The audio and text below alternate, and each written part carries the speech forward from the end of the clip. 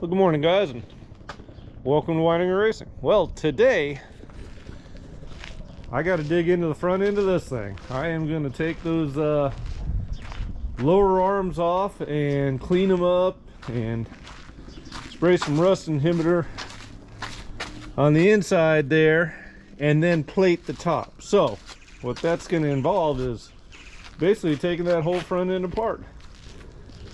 I got the shocks mounted where I want them to go, and when I first set them up here, this thing was topped out and it wasn't moving. It's like, well, at a closer look here, we have these adjusters here, this collar that controls the lower spring there, which is the heavy spring. And what I did was move it on up. This collar actually slides up and down there, and it allows the top spring then to function, because with these all the way down there, the only spring that was taking the load was this.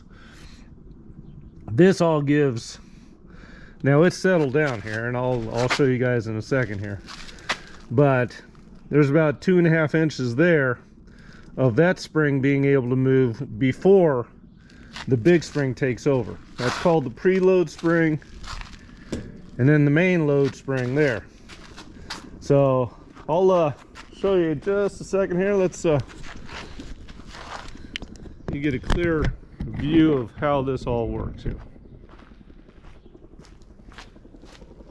So if you're riding along and then you come across a dip, to keep the wheels on the ground, you want them to drop down a little bit. So that's going to be that function there. Then as it hits a bump, see how nice and soft that is. That's going to give you a nice smooth ride. Keep the tires on the ground, which is where you want them, because you want as much traction as possible all the time. If your tires are up in the air, then your car is doing whatever it wants. If the tires are planted on the ground, then the car's doing what you want. So I'm real happy with the way the suspension's working now after that adjustment that I made yesterday. And what I'm going to do today now is beef up those lower arms. So lower arms, they're the ones that take all the abuse. Top arms here, they're just basically there to keep things straight. But as you can see, the bottom arms, excuse me, turbo, they're pretty much skid plates. They'll hit the rocks, they'll hit everything down there. So I'm gonna go ahead and put the top plate on there, make those good and stout, and put this all back together. So next time you see me, some of this is going to be apart here. I'm going to get to work.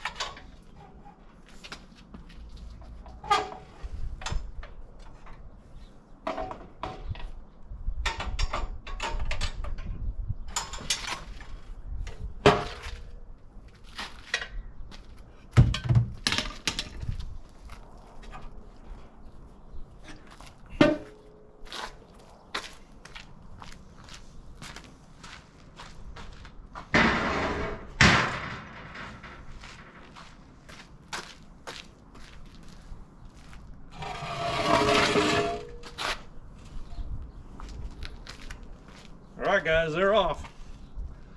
Let's get them cleaned up and finish the fabrication on them.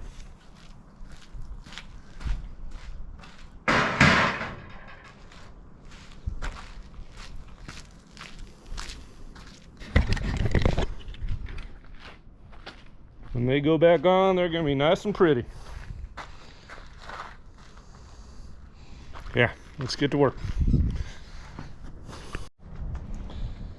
Well, hey guys, I've been working a little bit, doing some cleaning and cutting these plates out. See, this will be a little plate to cover this up. I finished up doing a little bit of cleaning in here. I got a little emery paper there, and then I'm going to mask off the framework here because I got to weld this down to that still. So, but I'm going to pretty much douse the inside of these arms with some of this rust stop stuff. Good primer that'll prevent any rust from spreading, and then get the top welded down, and it'll be pretty much sealed up. We won't have to worry about rust anymore. So I'm gonna get to cleaning and masking, and then we'll get these plates welded, and then I'll probably just spray a good primer coat over the whole exterior, and then once I'm ready to paint everything, I'll paint everything at once. Since the name of this vehicle is Frankenbuggy, I'm thinking about doing, well, maybe a black frame and then green panels. That's kind of what I'm thinking, black and green. You guys got any ideas what kind of colors you'd like to see on this thing? Anything's better than the rust that it is right now, though, that's for sure. So anyways, I'm gonna get on it and get some of this rust prevention primer sprayed inside this these A-arms here. So I'll be back.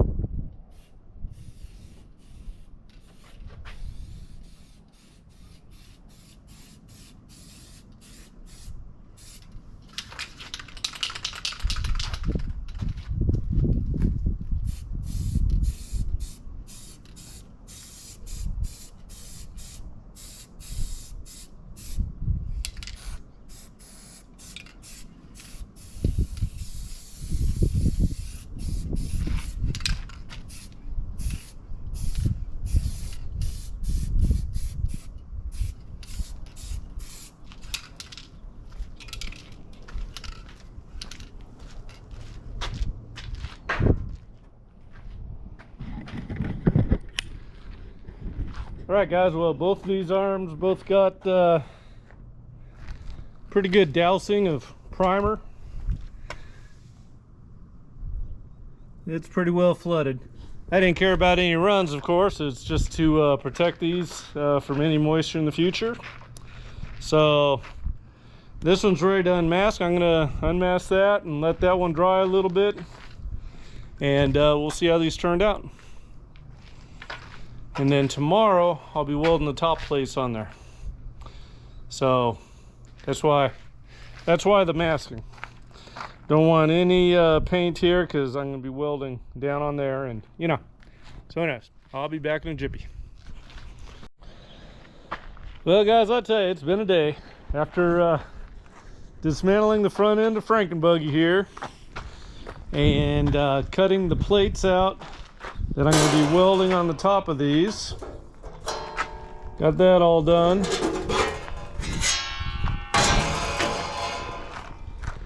Got this all cleaned up and sprayed a few coats of paint on the inside there. This one here, this is the first one I did, and I made a little boo-boo on that one. So I had to cut that piece in there, I'll fill that.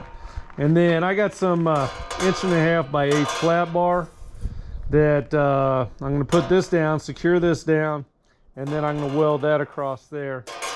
Give the shock mounts a little bit of extra sturdiness there. And as I did on the back side here,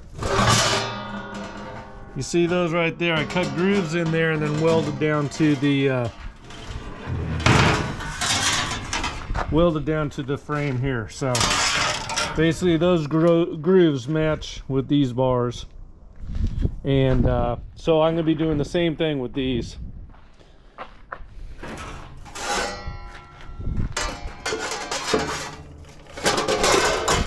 So there'll be grooves cut like so and so, wherever else that one fit in there. And then I'll be running beads down the center. So that plate will be, that's I believe it's 16 gauge. It's more about just keeping the dirt and the water out once it's all done, more than structural, but it will add some structure to the arms there. So